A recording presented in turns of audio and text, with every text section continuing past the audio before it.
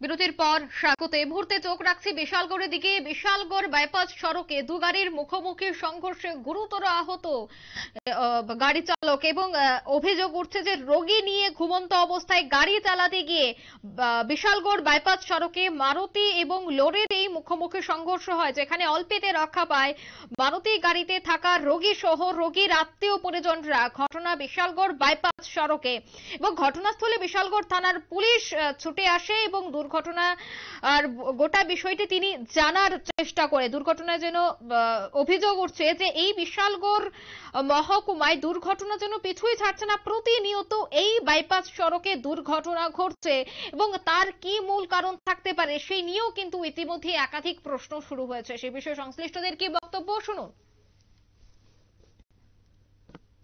ঘুমে ধরে গেছে, আমি হেবড়ার লোকে কথা কইতাছি। আচ্ছা, আপনারা কোন থেকে আইতে লইছিলেন? আমরা জীবিত থেকে। এখানে কি হইছে? এখানে তো গাড়ি রঙে লেগে গেছে, অ্যাক্সিডেন্ট হইছে। হ্যাঁ। কি গাড়ির সাথে হইছে এটা?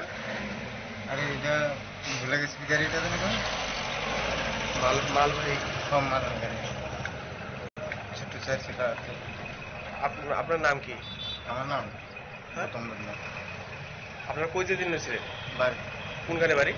বাড়ি এই জায়গাটার নাম কি? এই জায়গাটার নাম কি? বিশালগড় বাইক।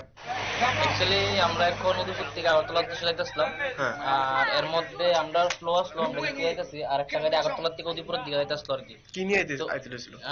তারা পেশেন্ট আসলো, তারা গাড়ির মধ্যে, আর আমার তো আমার জন্য কোম্পানি গাড়ি। তো আমি যাইতেছি, তারা কি করছে হঠাৎ করে ড্রাইভারে বলে, সম্ভবত ড্রাইভার যেটা যতটুকু কইছে, তো ড্রাইভার রানিং গাড়ির মধ্যে ঘুম লেগে আছে। তো এটার কারণে তাই না বাড়ি মারছে।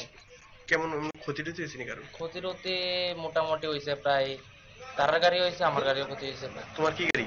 আমার কন্টেনার সুপার কিনে। আর এর গাড়ি কি? ওয়াগানা। ওয়াগানা। পুলিশ আইছে এখানে? হ্যাঁ, পুলিশ আইছে, আয়া কথাটা দেখতে গেছে। তোমার নাম? অরূপ সাহা।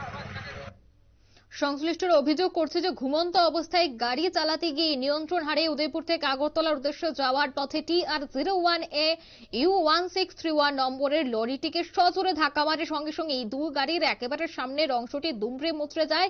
বিকট শব্দ পেয়ে প্রত্যক্ষদর্শীরা ঘটনাস্থলে দ্রুত ছুটে আসে এবং অল্পেতেই রক্ষা পায় গাড়িতে থাকা রোগী সহ রোগীর আত্মীয় পরিজনরা। ঘটনাস্থলে ছুটে গেছে বিশালগড় থানার পুলিশ। তবে ঘুমন্ত অবস্থায় গাড়ি চালাতে গিয়ে এই দুর্ঘটনা বলে নিজেই স্বীকার করেছেন দুর্ঘটনাগ্রস্ত গাড়ির চালক গৌতম দেবনাথ।